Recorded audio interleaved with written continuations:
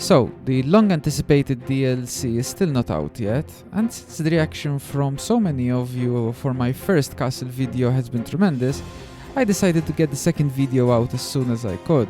Today we shall continue our journey of creating the definitive list of Aoe2 castles for 2025, and just like last time, we shall be going through 5 civs where I will be also making a prediction for one of the castles as to whom it will be given following the release of the upcoming DLC.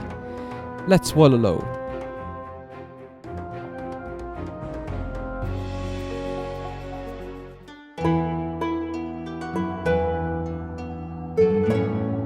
To start us off today, we have the Burgundian castle, whose unique design encapsulates its real-life counterpart of Beerzel Castle in modern-day Belgium.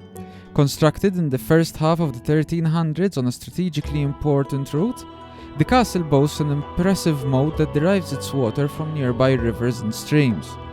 The castle's architecture is a striking example of medieval defensive design combining Romanesque and Gothic elements, with its keep also serving as the lord's residence. Over the centuries, Beerzel Castle has undergone several renovations, but its medieval roots remain in its robust and imposing structure, something which the devs certainly managed to convey with the design of the in-game castle.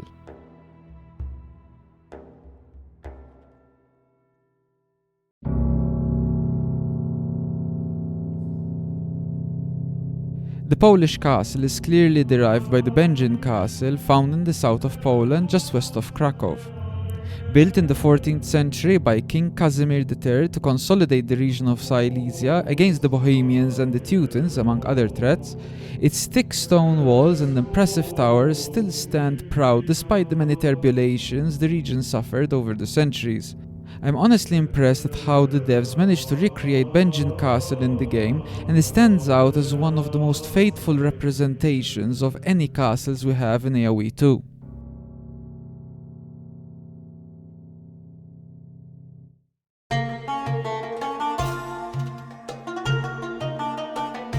As you probably all know by now, the Middle Eastern castle skin will be given to a specific civ with the new DLC. Just like the Japanese prediction in my last video, I am confident in predicting that this one will be given to the Saracens for 2 main reasons. The first being that this castle has been part of the Saracens' identity ever since the Age of Kings days, all the way back in the original release. Secondly, because the castle is most likely inspired by the old citadel of Cairo in Egypt, which served as Saladin's base of operations during his jihad to reclaim the Holy Land, and the citadel was also originally built by Saladin himself in 1176.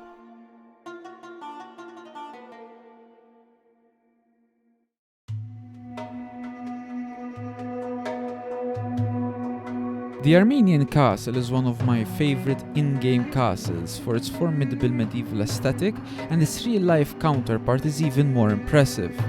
Levonkla Castle, also known as the Snake Castle by the local inhabitants of Yelankale, was constructed in the 13th century by the Zakarian dynasty to safeguard against the Seljuks, and later even faced off against the Mongols. Despite its contemporary importance, the castle eventually fell into disrepair, and although it was never taken by enemy action, time and neglect have taken their toll on the once mighty castle that still dominates the landscape above the Ceyhan River.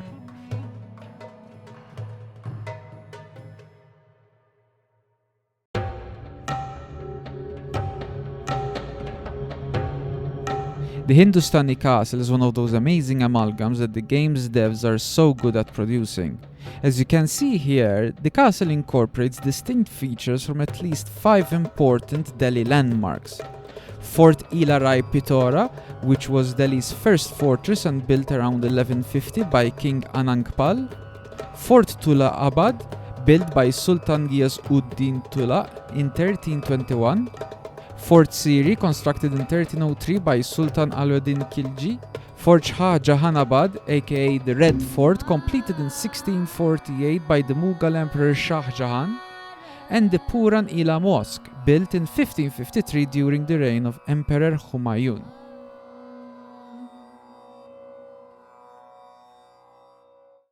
With these 5 civs, we have now covered 10 of the 50 civs which we will be having once the DLC comes out.